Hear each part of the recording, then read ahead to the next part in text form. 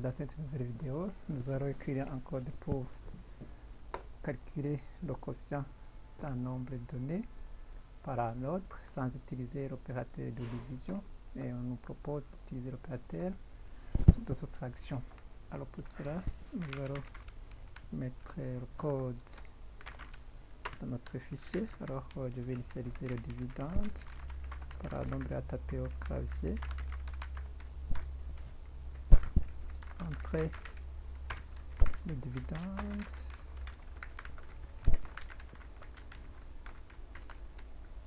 et le diviseur aussi sera tapé au clavier. Entrer le diviseur, pardon.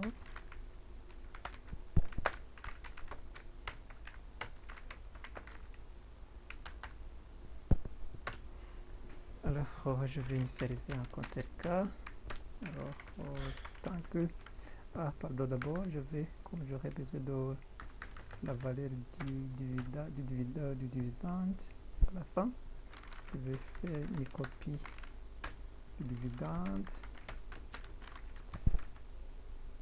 Alors la boucle while va tourner tant que le dividende est supérieur ou égal à 0.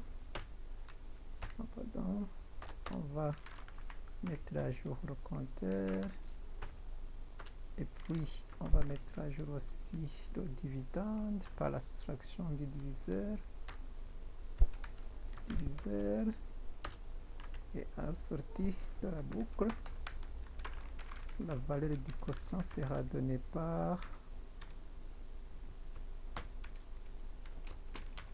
la valeur de notre compteur K, la division de notre dividende par le quotient,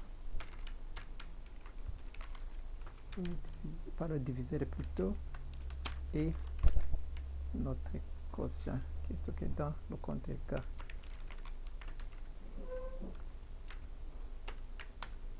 On va tester le programme.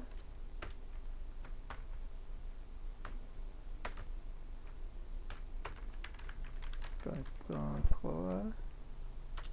Alors on tape le dividende et le diviseur, par exemple 3. On a ça. Il y a un problème.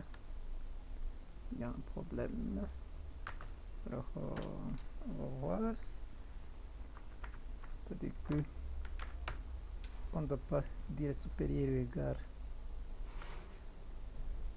Alors encore il faut faire un test. 15 et puis 3. Voilà la division 2. Voilà. Je dois mettre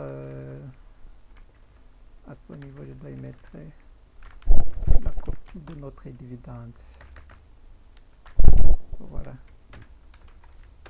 Sinon cela n'a pas de sens. Voilà, 15 et puis 3. Il y a un problème. Ma variable, je l'ai appelée comme backup. Ah, ça devait être dividende backup. Dividende backup. Là, on va tester encore une fois. 15, 3. Voilà, division de 15 par 3, ça nous fait 5. Si on fait un test, 10 par 4. 10 par 4. Il y a visiblement un problème. C'est pas généralisable. 10 par 4, on devait avoir 2. Donc on va voir ce qu'il y a comme problème.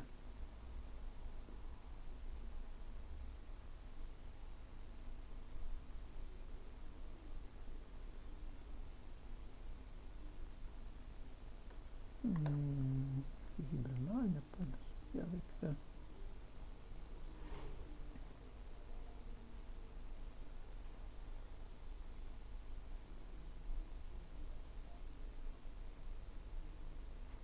Alors, je vais dire ceci, par exemple, il y a de 0, je vais dire tant que le dividende est supérieur ou égal au diviseur.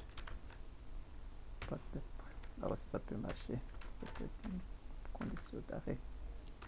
Alors 10 et puis 3, 4. Voilà, ça va aller.